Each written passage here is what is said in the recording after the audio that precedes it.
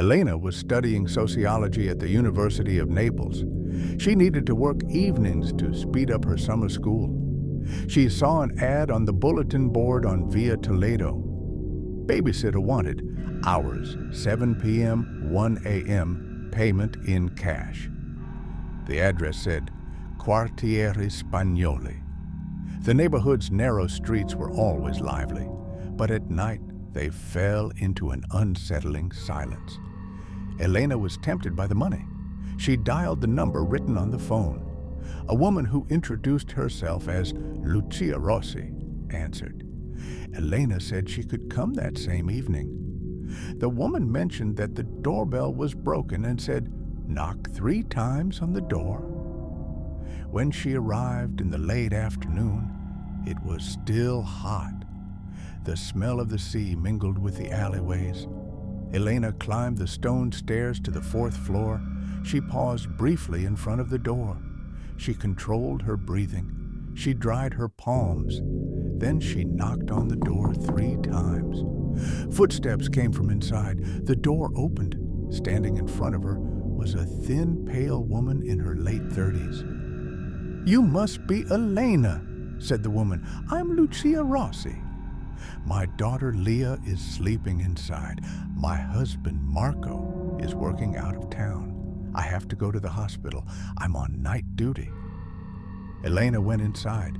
There was a small crib in one corner of the living room. Next to the crib was a baby monitor. Lucia pointed to the monitor. Never leave this device, she said. You'll hear the baby cry when she wakes up. Sometimes they're static, but don't worry. Leah is 8 months old. She usually wakes up once around 11 after she eats her formula. Elena nodded. Okay, I understand. She tried to keep her sentences short. She wanted to use plain, straightforward Italian. Lucia went into the kitchen and left a small list. Her formula is ready. I boiled the water. It's in the bottle. Just measure the amount. If you need to change her diaper, wet wipes and cloths are in the bathroom cabinet. My phone is here. Call me in case of emergency. Don't forget to lock the door. The woman left the key on the table. There are 2 locks on the apartment door. Close the top bolt too. There are sometimes burglaries in this building. I don't want to scare you, but it's better to be safe than sorry. Elena thanked her. Lucia took her coat. She looked at her watch. I'm running late. I'll be back by 1 at the latest. Maybe I'll come back earlier. As the woman was leaving, she said, the light sensor in the stairwell is broken. It might be dim, but don't be too surprised. Everything is fine. The door closed. Elena turned the main lock and slid the bolt. She dimmed the living room lamp.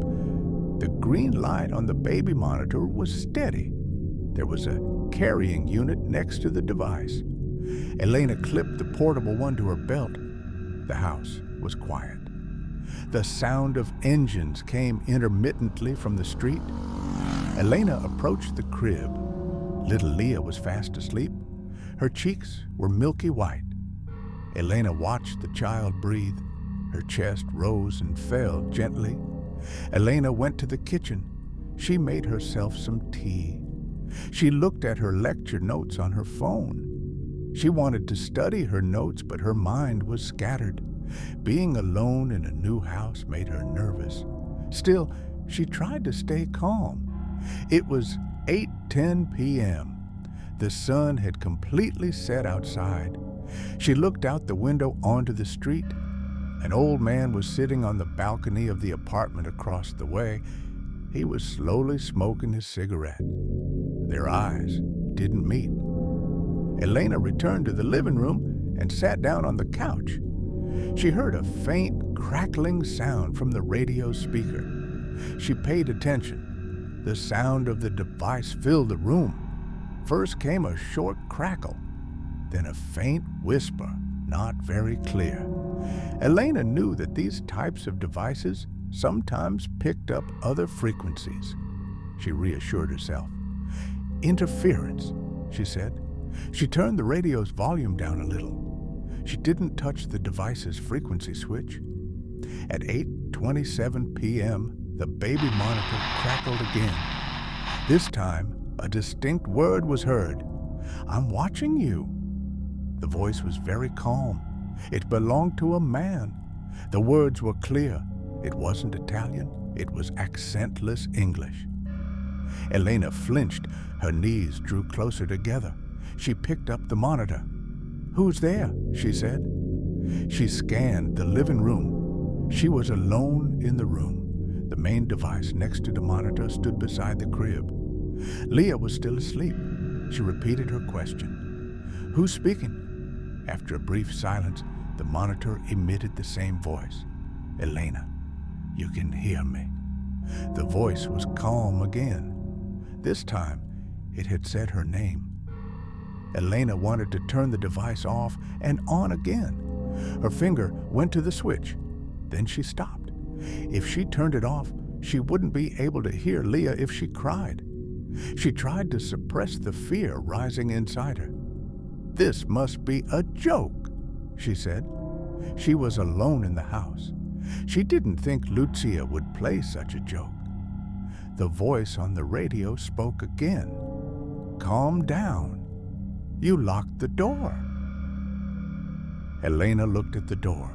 The bolt was in place. The main lock was closed. Her eye caught the gap under the door.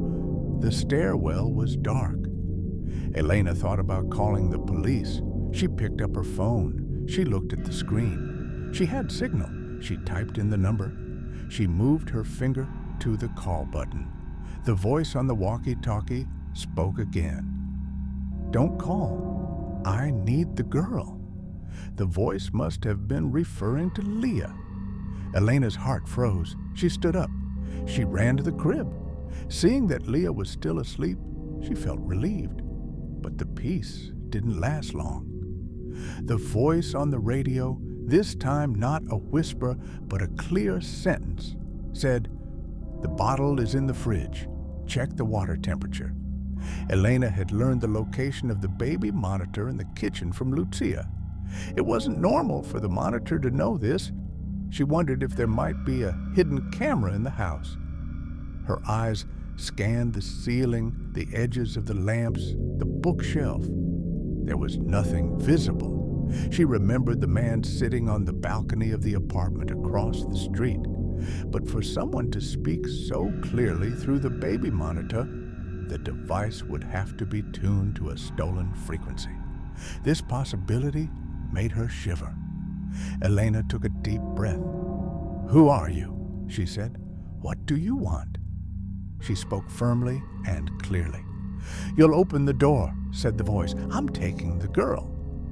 At the end of the words, a metallic scraping sound was heard. It sounded like a tool scraping against the door handle. Elena froze in place. Her ear turned toward the stairwell. There were no footsteps. But a very slight vibration formed on the door. The metallic sound of the bolt spread along the wall. Elena ran to the kitchen. She pulled the largest knife out of the drawer. She gripped the knife. Her palms sweated. She filled a pot with water. She lit the stove. The water began to heat up.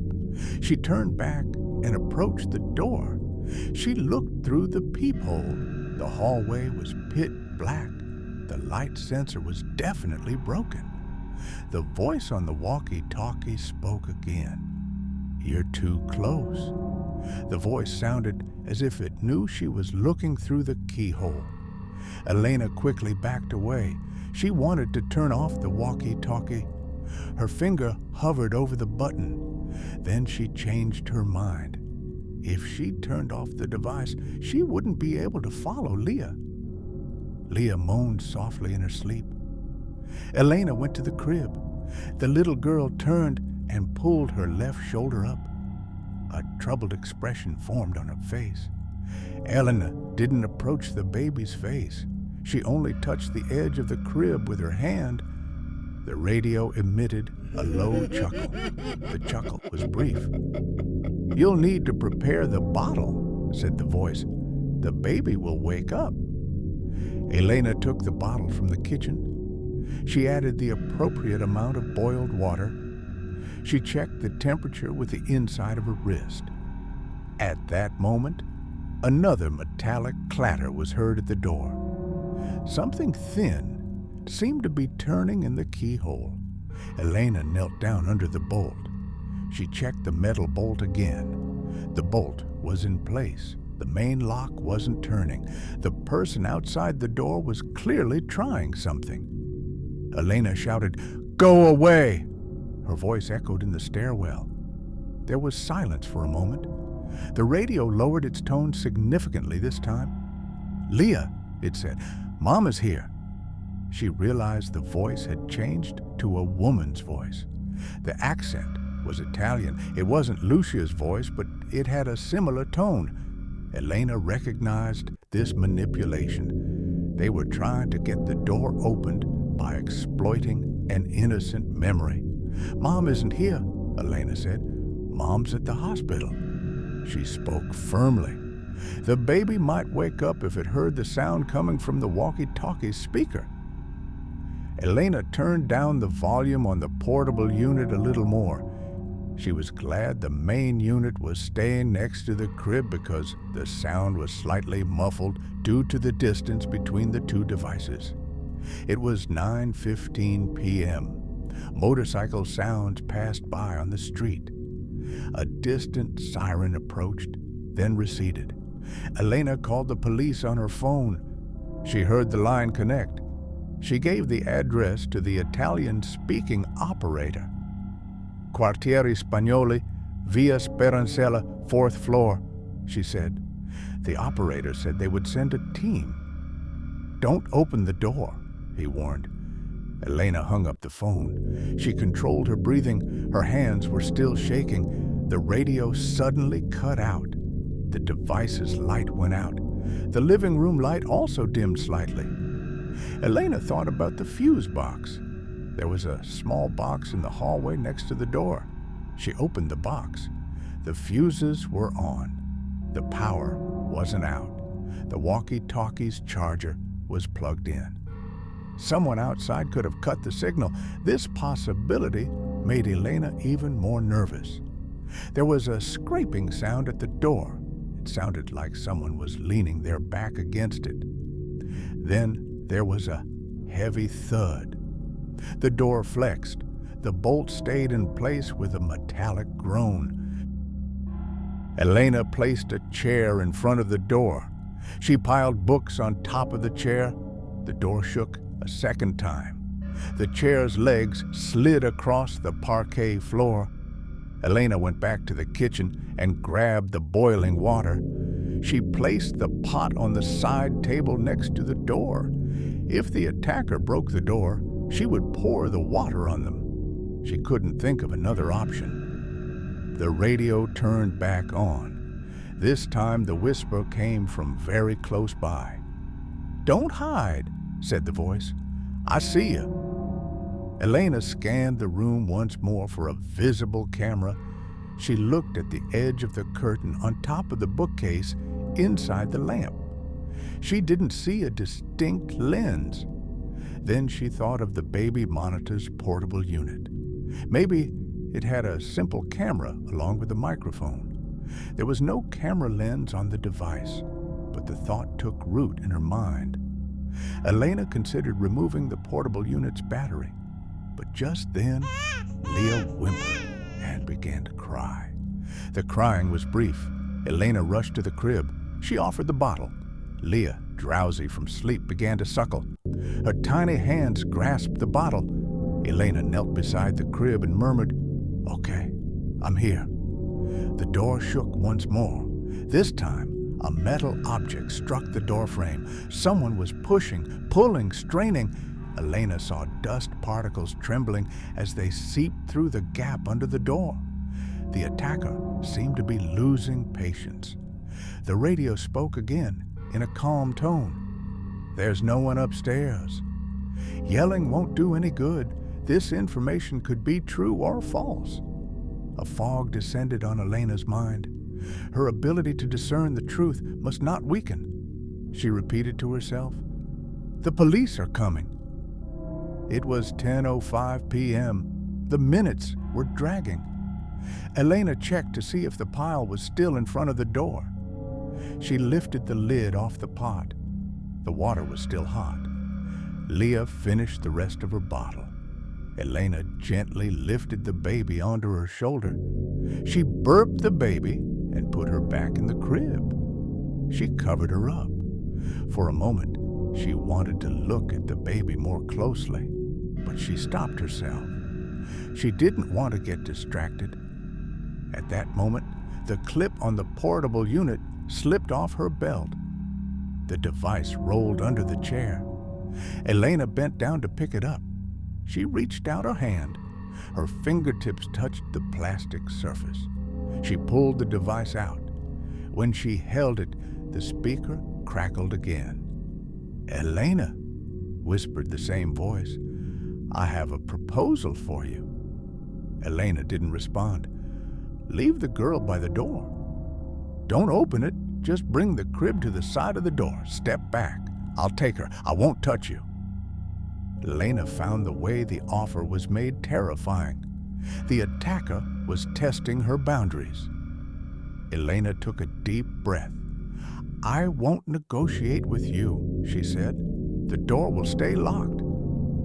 A heavy kick shook the door. The bolt held firm again. The top panel of the door creaked. Wood fibers scattered. Elena pressed the chair harder against her body.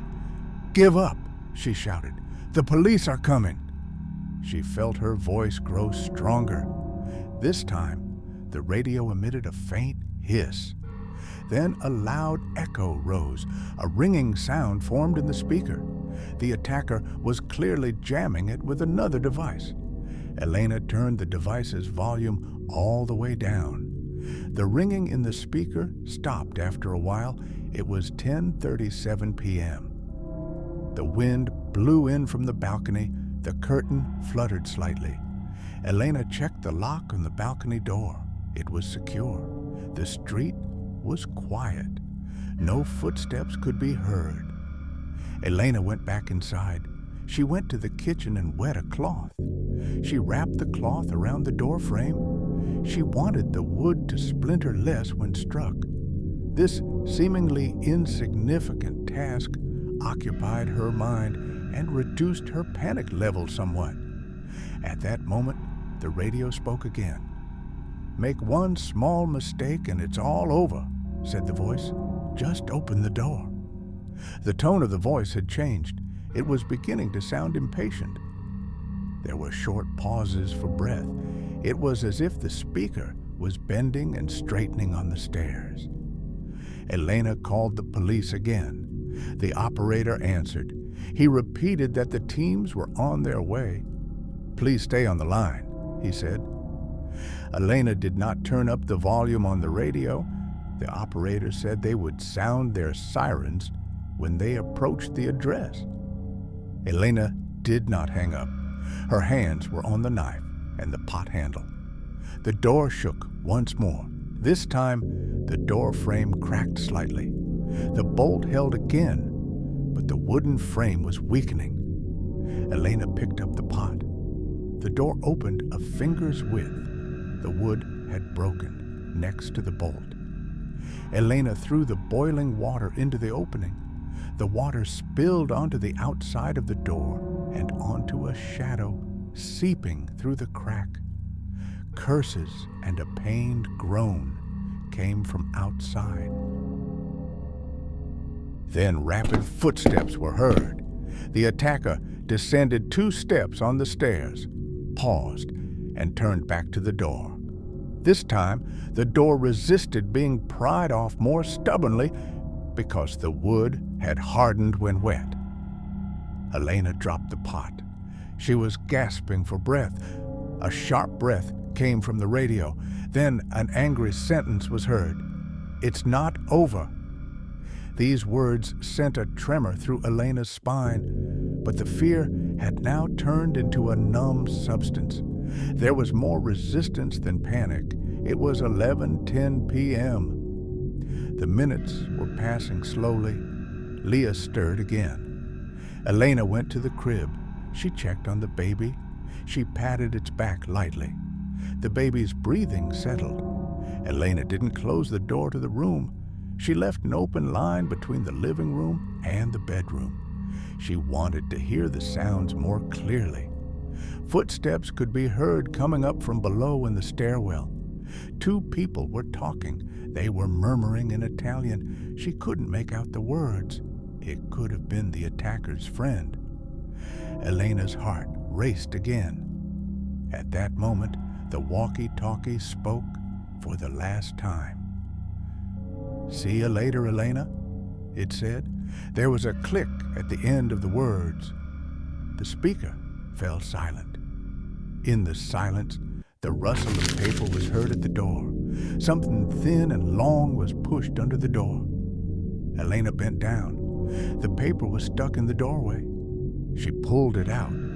A white envelope emerged. There was nothing written on the envelope.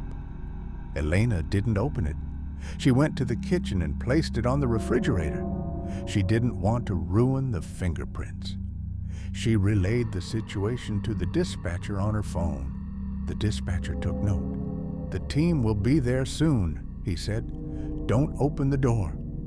It was 11:42 p.m. The sound of sirens could be heard down the street. The sound grew louder as it approached. Elena did not look through the peephole. The damaged edge of the door did not inspire confidence in her. The sirens stopped in front of the building.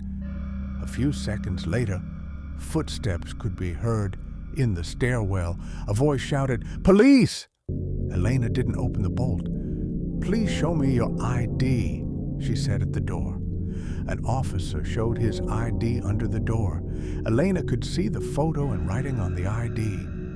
She slowly lifted the bolt.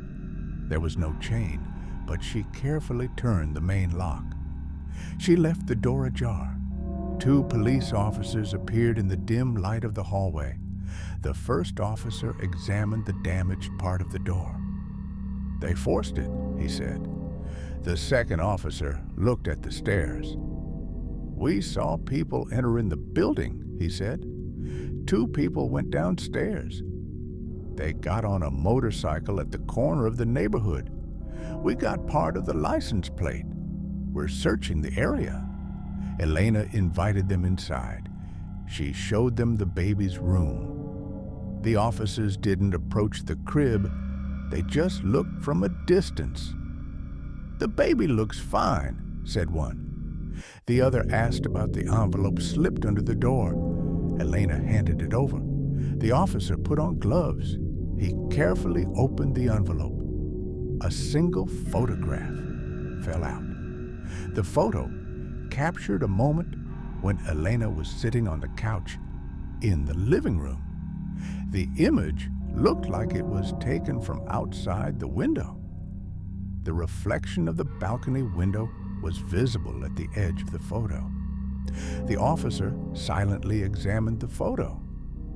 "It could have been taken from the apartment building across the balcony," he said, "or from the opposite side of the building. It's not close, but the lens is powerful."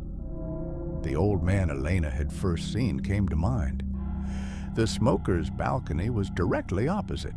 The officer noted this possibility. "We'll check that apartment building too," he said. The officers placed a simple metal support they had brought with them to temporarily reinforce the door. "We'll be here until morning," said one. "The attacker may want to return, but it looks like his plan has been disrupted." The other spoke to the team outside on the radio. "Leave 2 officers at the outer door," he said. Lucia arrived at 12:35 a.m. Her face was deathly pale. She panicked when she saw the police at the door.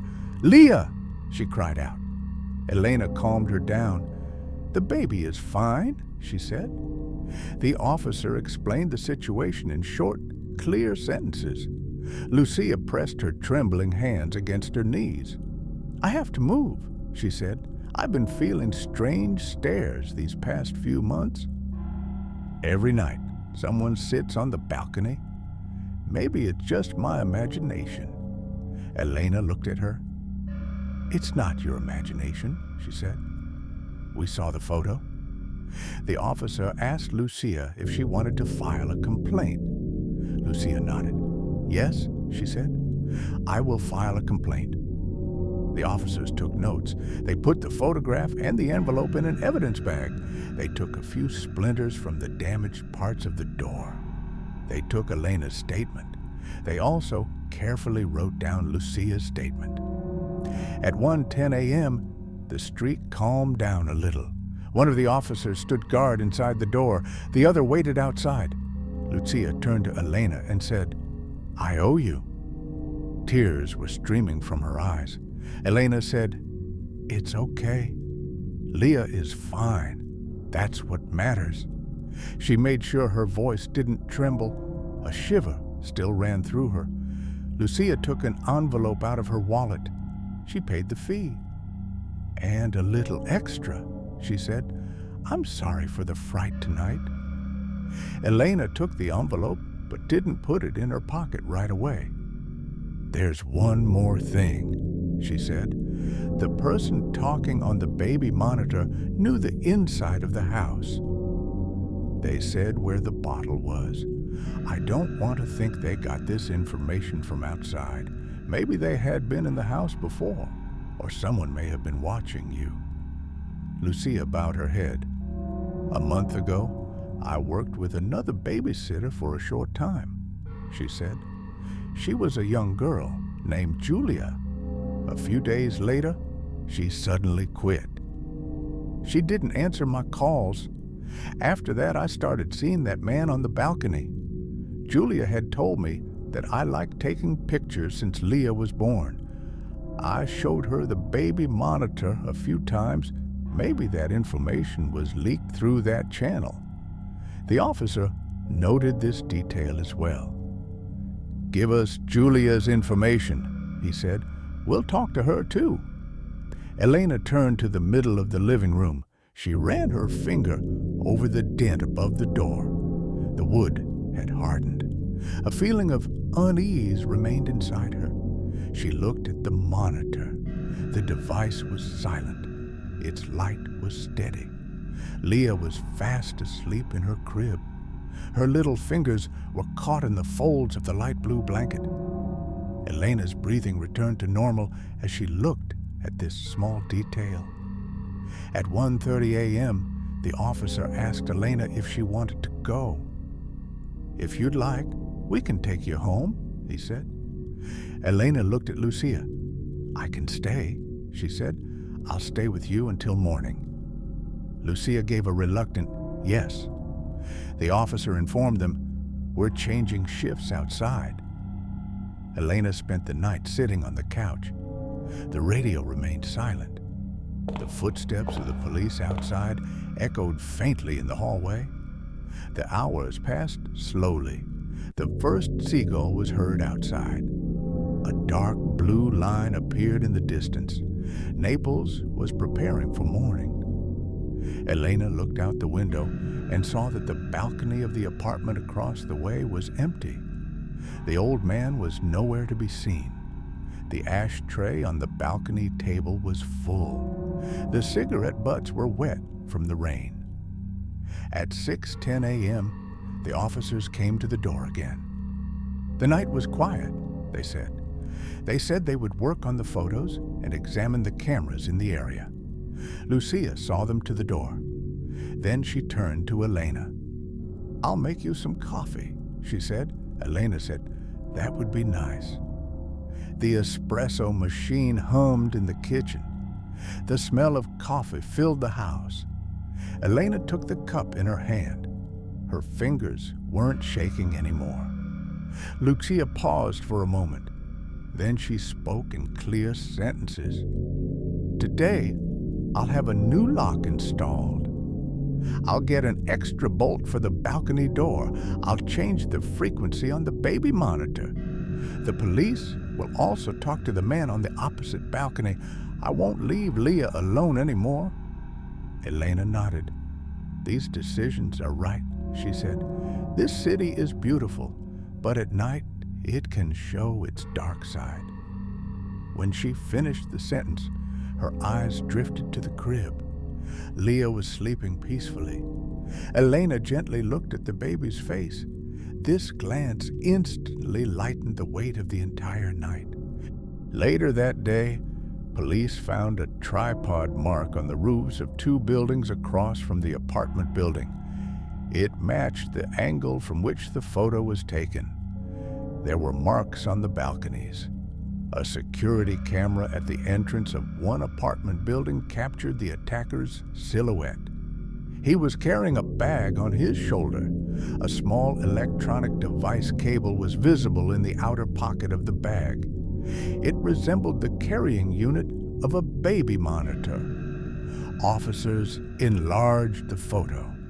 The face was not clear, but the height, gait, and bag were striking. That evening, a young man with a similar bag was caught at the exit of the Quartiere Spagnoli.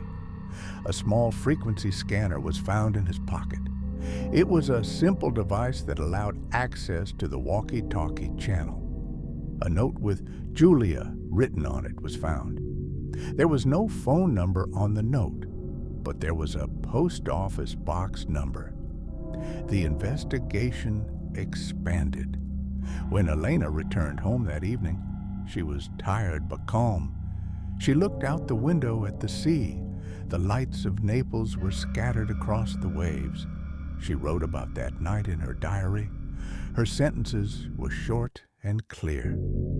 The following week, Lucia called Elena. "The investigation is ongoing," she said. "Several people have been arrested." One of them had been wandering around the apartment building last month like a painter. He had observed the doors of the apartments from the inside. He had noted the locking systems of the doors. Lucia wanted to give Elena a small gift to thank her. Elena refused it. "It's enough that Leah is well," she said. "The rest doesn't matter." Naples quickly absorbed the events of that summer evening. The streets became crowded again. Music spread across the stones of Via Toledo once more, but for Elena, those long hours of the night, waiting behind the door with a knife, filling a pot with boiling water, and hurling it at the attacker, were unforgettable. Her heart raced every time she remembered the voice coming from the baby monitor. The phrase, "I see you," took root in her mind as a real threat. Still, fear did not completely take hold of her, because that night she did not open the door. She held the bolt. She did not hand over the baby. She said no in clear terms and waited. Sometimes surviving in a city is that simple. You keep the door closed. You speak clearly. You act with a plan, not panic. Elena carried this truth with her when she stepped back out onto the narrow streets of Naples. She put a small flashlight in her bag. She pinned her phone's emergency number to the home screen. Her eyes scanned the balconies and doorbells. She listened carefully to every sound coming from the night. The sound of fear could resemble the sound of danger, but it took attention to tell the difference. After a while, Elena started working with another family. The neighborhood was closer to the sea and brighter at night. Elena opened her books again. Among her sociology notes, she wrote her own words under the heading, "Trust." Trust begins with knowing how to stand behind the door. Sometimes, a single bolt can ruin the longest night. She smiled slightly as she wrote this sentence, because she knew that the shadow of that night was now part of her life, but it would not define her. Leah's gentle breathing had blended into the morning of Naples. That breath was stronger than any darkness waiting at the door, and Elena would never forget it.